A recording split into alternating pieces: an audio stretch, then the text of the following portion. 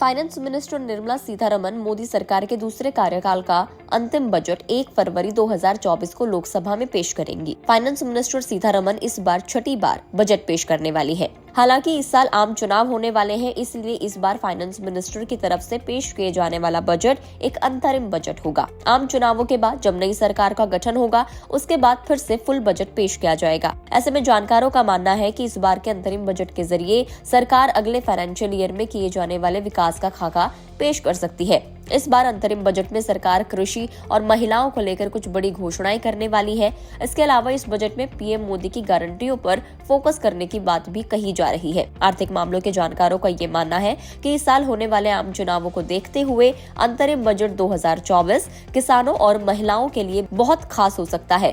उनके लिए इस बार के बजट में सरकार की तरफ से कई अहम ऐलान किए जा सकते हैं। तो चलिए समझने की कोशिश करते हैं कि उन अहम बदलावों के बारे में जिनका ऐलान मोदी सरकार अंतरिम बजट के दौरान कर सकती है। किसानों पर सरकार का विशेष ध्यान रहेगा। आगामी फाइनेंशियल ईयर के लिए एग्री क्रेडिट का टारगेट बढ़ाकर 22 से 25 लाख करोड़ रुपए सरकार कर सकती है। सरकार ये भी सुनिश्चित करने की कोशिश करेगी कि ये शर्तें पूरी करने वाले हर किसान को लोन आसानी से मिल सके। सामने आई जानकारी की माने तो इस फाइनेंशियल ईयर के लिए केंद्र सरकार ने एग्री लोन के लिए 20 लाख करोड़ रुपए का लक्ष्य निर्धारित किया था। वहीं इस बार के बजट में सरकार किसान सम्मान निधि योजना की राशि में बढ़ोतरी की अनाउंसमेंट भी कर सकती है।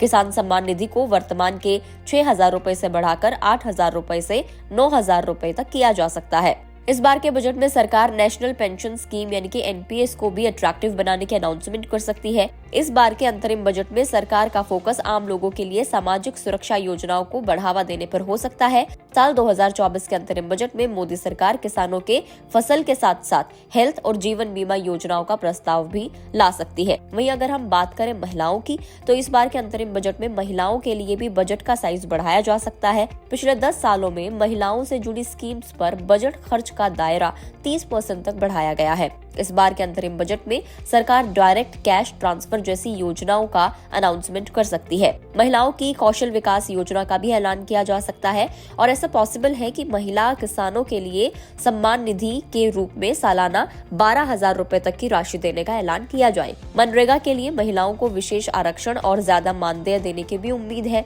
इसके लिए महिलाओं को ब्याज रहित लोन देने का प्रस्ताव भी लाया जा सकता है। इसके अलावा महिलाओं के लिए पूरे देश में लाडली बहन योजना लाने की उम्मीद भी जताई जा रही है। हेल्थ सेक्टर की बात करें तो अंतरिम बजट में आयुष्मान भारत योजना के लिए हेल्थ इंश्योरेंस कवर बढ़ाया जाएगा।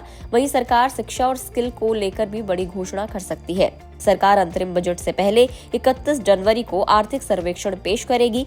इस बार संसद का बजट सत्र 31 जनवरी से शुरू होगा और 9 फरवरी तक चलेगा। 31 जनवरी को राष्ट्रपति का अभिभाषण होना है। इस दिन राष्ट्रपति द्रौपदी मुर्मू संसद के दोनों सदनों को संयुक्त रूप से संबोधित करेगी। राष्ट्रपति के संबोधन के बाद इसी दिन आर्थिक सर्वेक्षण रिपोर्ट भी पेश किया जाएगा, यानी कि इकोनॉमिक सर्वे रिपोर्ट पेश की जाएगी। इकोनॉमिक सर्वे सरकार का वो लेखा जोखा होता है जिसमें देश के पिछले 1 साल के हिसाब किताब के आधार पर अगले साल का बजट तैयार करने की रूपरेखा बनाई जाती है। आर्थिक सर्वे से ये पता चलता है कि पिछले 1 साल के अंदर देश की अर्थव्यवस्था ने कैसा परफॉर्म किया है, आर्थिक मोर्चों पर नफा या नुकसान हुआ है, इसका पता भी इकोनॉमिक सर्वे से ही पता चलता है। इसी सर्वे के आधार पर ये डिसाइड किया जाता है कि आने वाले साल में देश की अर्थव्यवस्था में क्या क्या बदलाव किए जा सकते हैं। आर्थिक सर्वेक्षण के आंकड़ों के आधार पर यह पता लगाया जाता है कि आने वाले वित्तीय वर्ष में क्या महंगा और फिर क्या सस्ता हो सकता है। तो ये 31 जनवरी को पेश किया जाएगा, जिससे काफी हद तक आइडिया भी लग जाएगा कि 1 फरवरी को क्या कुछ आने वाला है। तो सरकार का फोकस किसानों और महिलाओं पर इस बार ज्यादा